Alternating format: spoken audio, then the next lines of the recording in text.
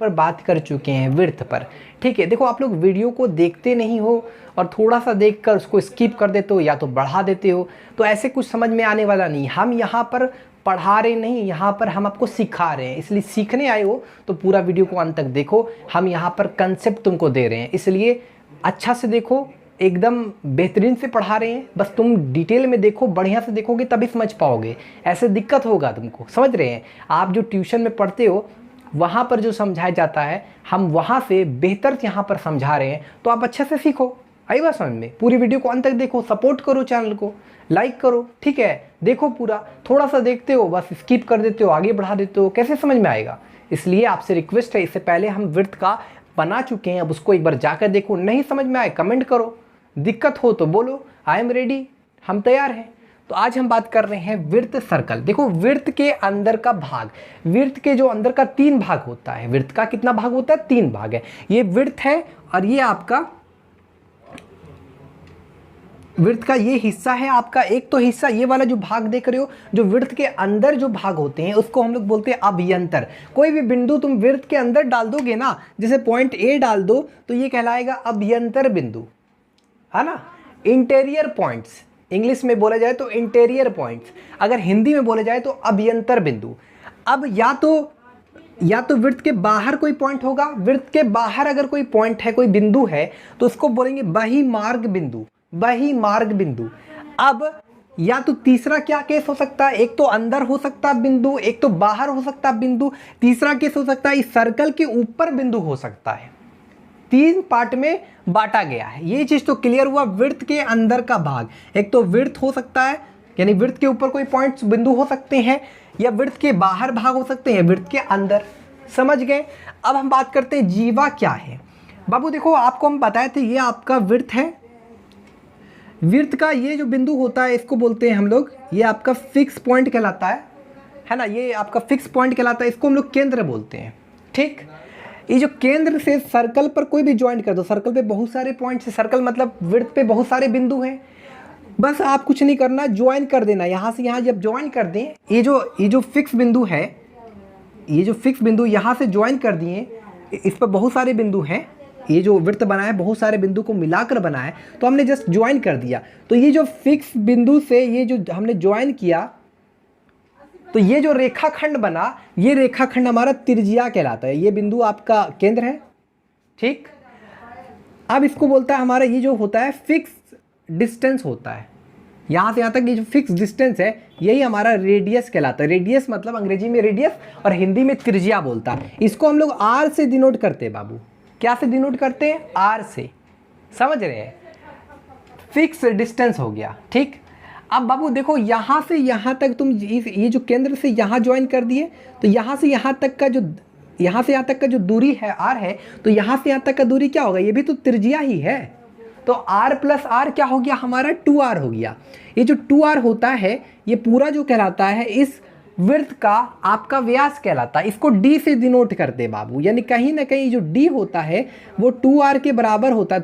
2r को यानी radius को यानी त्रिज्या को r से डिनोट करते हैं, r से प्रकट करते हैं। अब उस r में 2 से मल्टीप्लाई कर दिया, गुना कर दिया, तो वो बराबर हो जाएगा d का। d मतलब डायमीटर, अगर हिंदी में बोला जाए तो व्यास। पहले हम समझते हैं जीवा क्या होता है। रेडियस समझ गए यानी त्रिज्या समझ गए, और हम व्यास के बारे में समझ गए। हम एक बार जीवा के बारे में समझ लेते हैं। वृत्त पर किन्हीं 2 बिंदुओं को मिलाने वाली रेखाखंड को जीवा कहते हैं। देखो बाबू, ये आपका वृत्त है।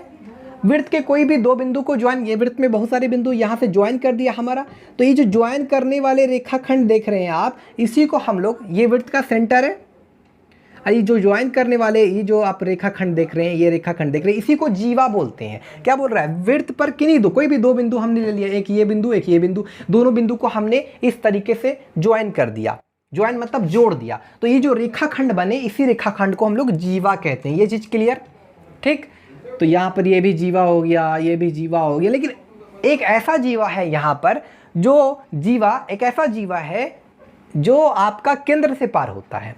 अब जो जीवा केंद्र से पास हो, उसको व्यास कहते हैं। ध्यान दो, उस जीवा को जो वृत्त के केंद्र से होकर गुजरती है उसे व्यास कहते हैं। जैसे ये आपका ये जो बड़े वाला ये जो क्या हुआ आपका व्यास हो गया। तो यहाँ पर आपको बात कीजिएगा, अगर हम आपको नॉलेज के लिए बताएं कि जो केंद्र, ये जो वृत्त का सबसे बड़ा जो जीवा होता है वो उसका क्या होता है, व्यास होता है। वृत्त का सबसे बड़ा जीवा व्यास होता है। यहाँ पर तुम लोगों को कोई प्रॉब्लम नहीं, कोई दिक्कत नहीं, आराम से तुम लोग समझ गए, कोई दिक्कत नहीं। और जो यहाँ पर आपको बताएं जो व्यास होता है वो दोगुना होता है त्रिज्या का, जैसा कि हमने बताया। ठीक है, समझ गए। ऐसा जीवा जो केंद्र से पार होकर केंद्र से गुजरता हो वैसे जीवा को हम लोग व्यास कहते हैं। तो यहाँ तक कोई दिक्कत नहीं, आराम से समझ गए। ठीक, आगे हम बढ़ते हैं। देखो बाबू, देखो डी जो होता है, जैसा कि हमने बताया, यानी व्यास को हम लोग डी से डिनोट करते हैं। हमने बताया डी बराबर होता है 2 गुना आर, बीच में गुना का साइन है।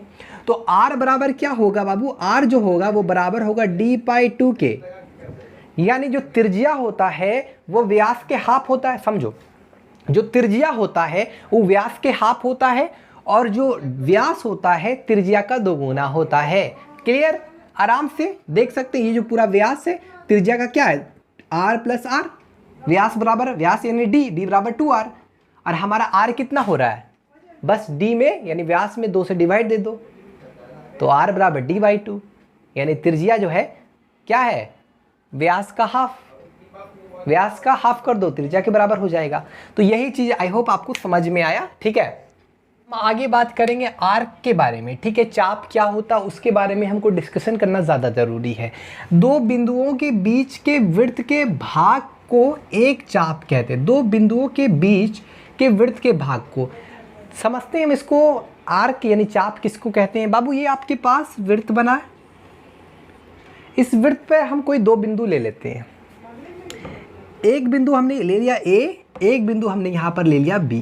ठीक, अब ये जो A और B दो बिंदु यहाँ पर आप देख रहे हैं इस वृत्त पर। अब ये जो A और B जो दो बिंदु है, इस वृत्त को दो हिस्सों में मतलब दो भागों में बांट रहे हैं। एक तो आप देख सकते हैं बड़ा वाला भाग है जो आपके सामने दिख रहा है, और एक छोटा वाला भाग देख रहे हैं आप। जैसा आप देख सकते हैं यहाँ पर ये वाला बड़ा वाला भाग AB, और ये आप देख सकते हैं छोटा वाला भाग AB। यही आपका आर्क कहलाता है। आर्क को अगर हम सिंपल डिफिनेशन में बोले तो वृत्त का ए पीस ऑफ सर्कल, वृत्त का एक टुकड़ा, वृत्त का टुकड़ा मतलब आर्क, आर्क मानी चाप। समझ गए। तो यहाँ पर आप सोच रहे ये दोनों चाप है, ये दोनों चाप है, लेकिन ये बड़का वाला चाप और ये छोटका वाला चाप, मतलब ये दीर्घ चाप, ये दीर्घ चाप, दीर्घ चाप, और ये लघु चाप, लघु चाप छोटका वाला, बड़का छोटका, बड़का छोटका। ठीक, अब इसको समझते हैं बाबू। पहले तो आप है ना एक डायरेक्शन चुन लो। कौन सा डायरेक्शन? एक तो होता है घड़ी की दिशा, एक होता है घड़ी की उल्टी दिशा। लिखने का तरीका बता रहे, कैसे कैसे समझो कि कौन दीर्घ चाप है और कैसे समझो कि कौन लघु चाप है। लिखने का तरीका समझो। यहाँ पर देखो एक डायरेक्शन चुन लो आप, या तो आप घड़ी की दिशा में जाना चाहो तो घड़ी की दिशा में जाओ, या तो घड़ी की उल्टी दिशा में जाना चाहो तो घड़ी की उल्टी दिशा में जाना चाहो। हम यहाँ पर इस दिशा में इधर की ओर जा रहे हैं, यानी किस दिशा में जा रहे हैं आप देख सकते हैं। अगर हम इधर इधर जो जा रहे हैं, किस दिशा में जा रहे हैं, ये आपका किस दिशा में, घड़ी की उल्टी दिशा में। कोई भी दिक्कत नहीं, यहाँ पर आप देख सकते हैं घड़ी की उल्टी दिशा में। यहाँ पर ये जो बड़े वाली जो चाप है ये आपका दीर्घ चाप है। इसको हम लोग लिखेंगे कैसे, दीर्घ चाप। ये जो BA होगा, BA लिख रहे हैं क्योंकि हम घड़ी की उल्टी दिशा में जा रहे हैं, तो ये BA हमारा दीर्घ चाप होगा। और AB जो होगा यहाँ पर आप देख सकते हैं वो लघु चाप होगा। फिर से समझिए, ये जो दीर्घ चाप है, ये जो बड़ी वाली जो चाप देख रहे हैं, ये आपका दीर्घ चाप BA हो गया। क्लियर, कोई भी आपको इसमें दिक्कत नहीं। और ये जो आप चाप देख रहे हैं एकदम सेम डायरेक्शन घड़ी की उल्टी दिशा में, ये आपका लघु चाप हो गया, क्योंकि छोटा चाप है तो लघु चाप हो गया। कैसे लिखेंगे, लघु चाप AB। इसको हम लोग छोटा फॉर्म में इसी चीज़ को हम लोग इस तरीके से भी लिख सकते हैं।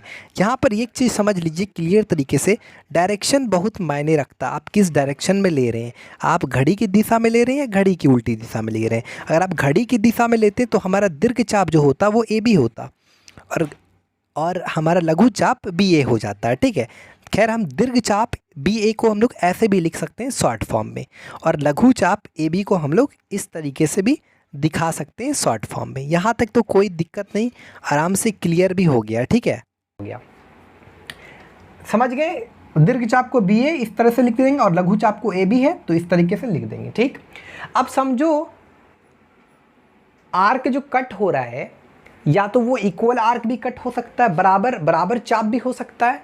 यहाँ पर तो बराबर चाप ने, एक बड़ा है तो एक छोटा भाई है, बड़ा छोटा बड़ा छोटा।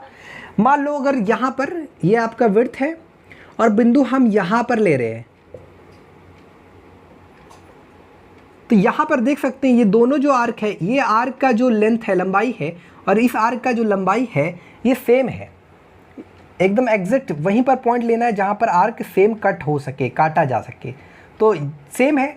तो यहाँ पर आर्क का जो लंबाई यानी चाप की लंबाई सेम है, तो यहाँ पर ये जो चाप कहलाएगा आपका, कौन सा चाप कहलाएगा? अर्धवृत्त कहलाएगा, यानी सेमी सर्कल कहलाएगा। ये क्या कहलाएगा आपका? सेमी सर्कल, क्योंकि आपका बराबर चाप है तो बराबर चाप को क्या बोलेंगे? Semi circle. सेमी मतलब आधा, आधा सर्कल मतलब विड्थ, आधा विड्थ, उसी को अर्धवृत्त बोलते हैं। ठीक, क्लियर है, कोई दिक्कत नहीं। ठीक है, तो यहाँ पर सबसे पहले समझ लेते हैं, संपूर्ण वृत्त की लंबाई को उसकी परिधि कहते हैं। ये आपका वृत्त है, वृत्त का ये पूरा क्या है? लंबाई है। इस पूरी लंबाई को, वृत्त का पूरी लंबाई को क्या कहते हैं? परिधि कहते हैं। ठीक है, यहाँ तक कोई दिक्कत नहीं, आराम से क्लियर भी हो गया, इसमें कोई समझाने वाली बात भी नहीं।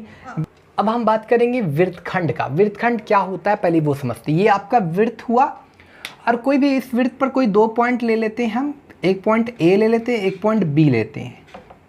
ये तो आपका चाप हो गया, चाप ए बी। अब चाप, ये जो चाप है, ये चाप और ये आपका, इसको क्या बोलते हैं आपको पता है? जीवा। जीवा और चाप के बीच का जो क्षेत्रफल है, ये आपका चाप है और ये आपका जीवा। जीवा और चाप के बीच का जो क्षेत्रफल है, इसी को हम लोग वृत्तखंड कहते हैं। जीवा और चाप के बीच का क्षेत्रफल याद रहेगा।